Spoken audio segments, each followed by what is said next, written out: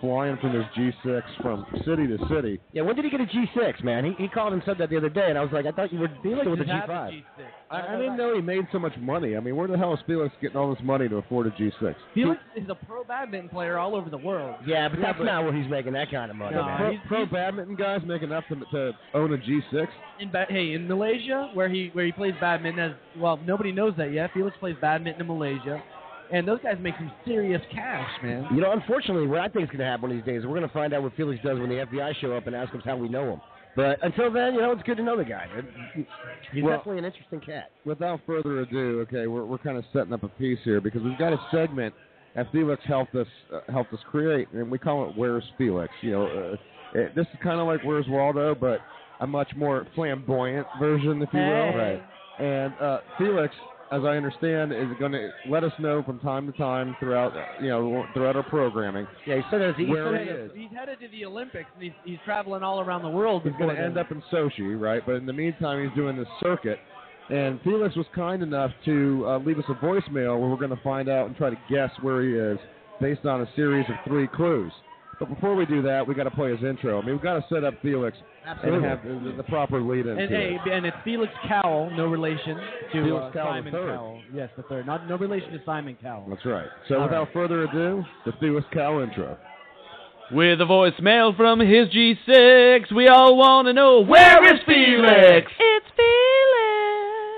Okay, now we got to figure out where. That's very, very flamboyant of Felix right there. That was. He made that, huh? That's amazing. And I don't know where we got the rockabilly singer from, but I don't know. But he's pretty good. No, he's not bad, dude. He's not bad at all. I didn't know that was coming. That's very busy funny. in the studio.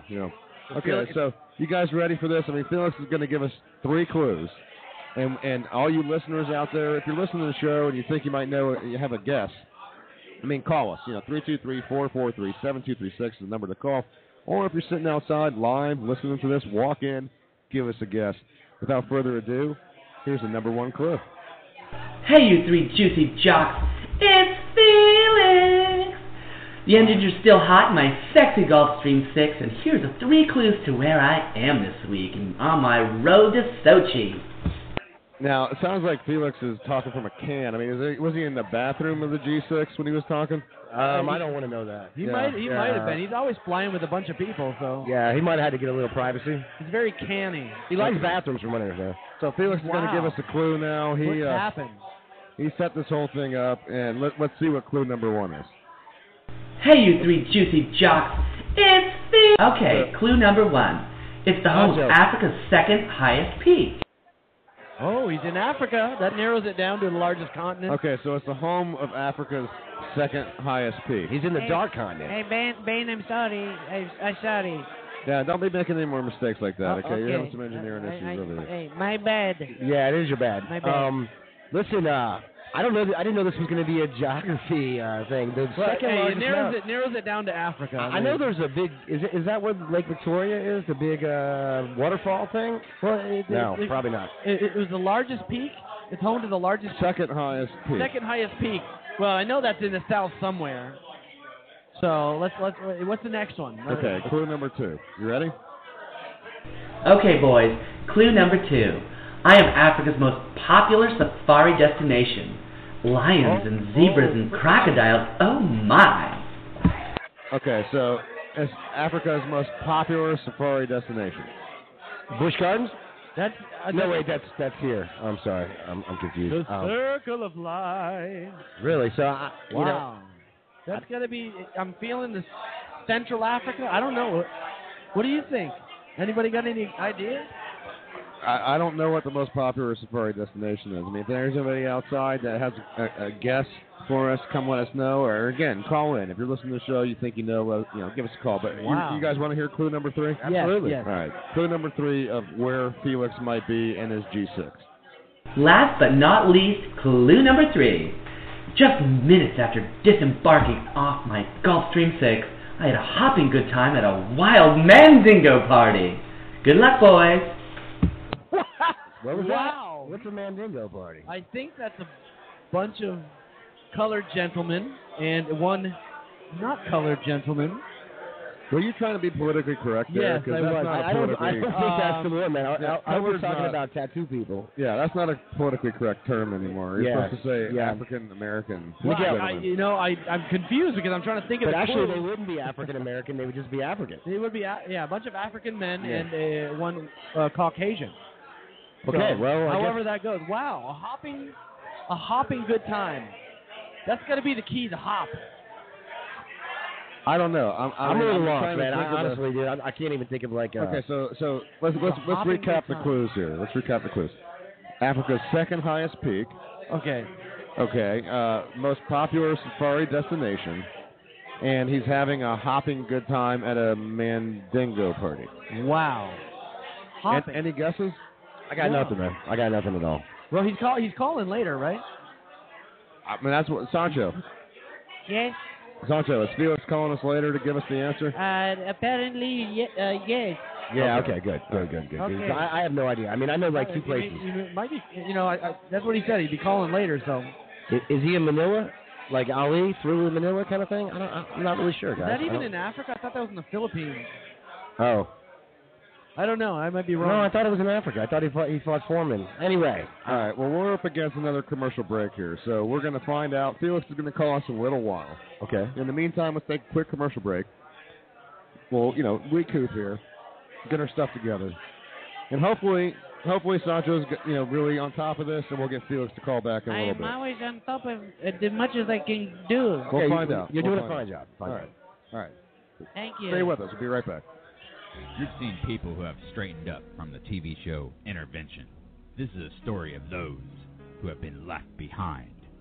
Man, we can't even find anything, man. Your boy won't even talk to us without you around. It's time to bring the recovering addict back to where he belongs.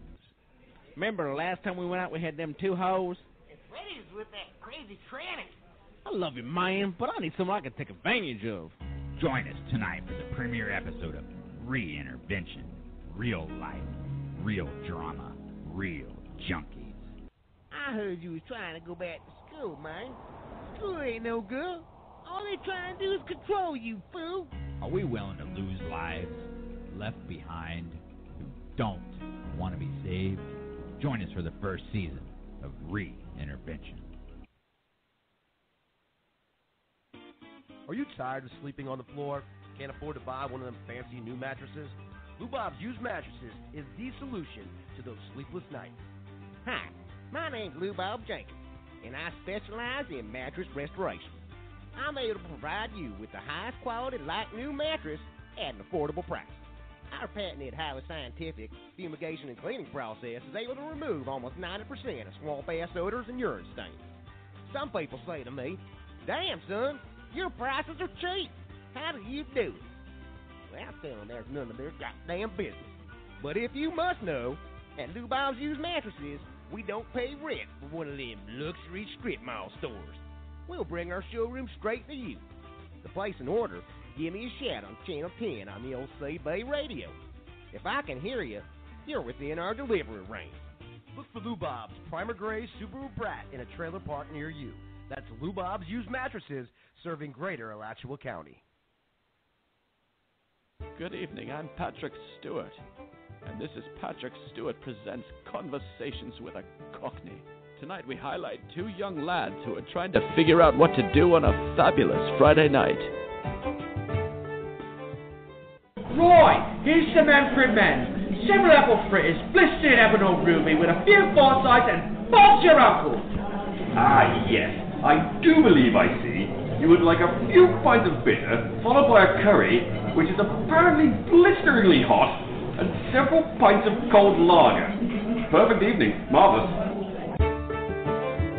I'd rather have a salt and pepper martini, but I've been told to not make it about me again. Bang on, then a little Jack Palin, snag a pair of birds, back to the drum, up the apples and pears, knickers off, zigzag. Right, so following this copious amount of beer and curry, we're to go to a nightclub where we find some nice yet interestingly available young ladies. It's back to your place, upstairs where you're proposing consenting copulation. Again, marvelous idea. I wouldn't even wear a prophylactic. But again, this is not about me, Patrick Stewart. Load up a duck, first now, you know what I mean? By Jove, I do know what you mean. Your intent is to go for a beer right now. ESB Brewing, I presume. Goodness, I may have left a rare rosebud in my pantaloons. Thanks for joining us on Patrick Stewart Presents Conversations with a Cockney. And me, I'm Patrick Stewart. Farewell.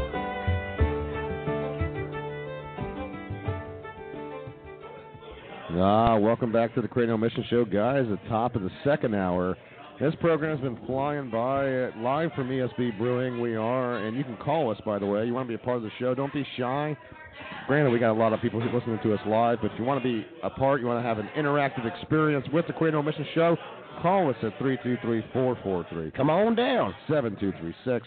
Again, go to Facebook, like that page. You can find us on Facebook.com/Cranial Emissions. Joe, I know you're the big baseball guy around here, and a lot of news to get into here as far as the Rays. I mean, we're seeing some movement. Finally, did we finally get the catcher that we needed to get here? I mean, you know, we've had this painful experience with trying to find a good player at catcher, whether it was Jorge Molina, whether it was all the guys we had before him. Now we make this deal. What do you think about this? You're speaking of Ryan Hannigan, I believe, right? Right. I'll tell you what, I did a little research on old Ryan, and he's an excellent defensive catcher. Not to go back to, like, the thing with, Homeboy and stuff like that, but with Jose Molina. But he does have a 40-some.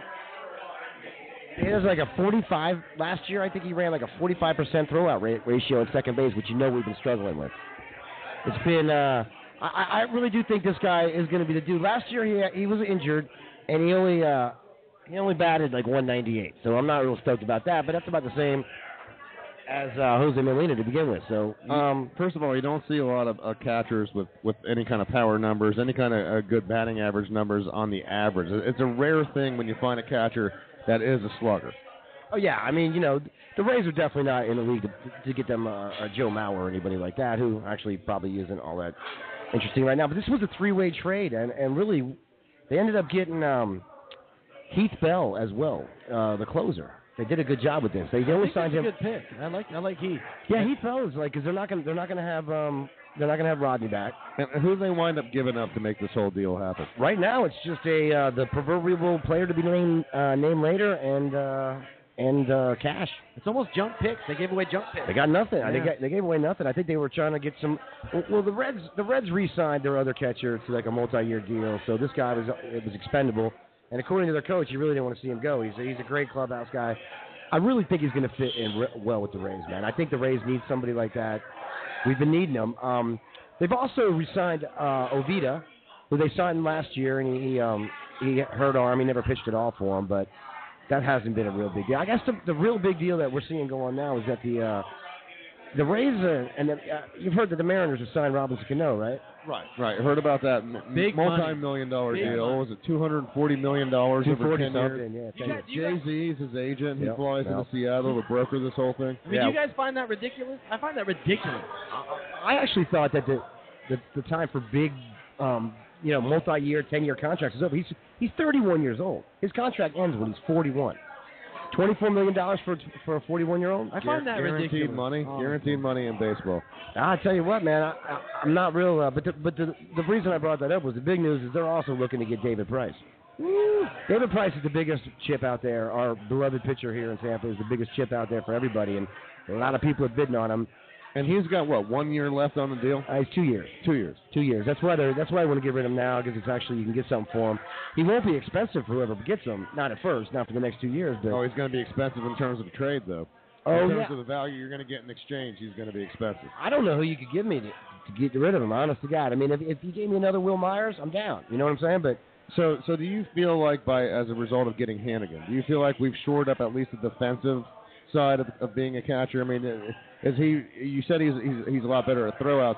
God knows you didn't see that with Molina. Yeah, he was first in the National League with it last year. He was 48th and 45th 45% the year before. Yeah, he's definitely got a good arm. He's a good defensive catcher. He also, and an interesting thing about him, is he has the best ERA last year, catcher ERA, meaning whatever pitcher was pitching to him, he had the lowest ERA of all pitchers, of all catchers in the Major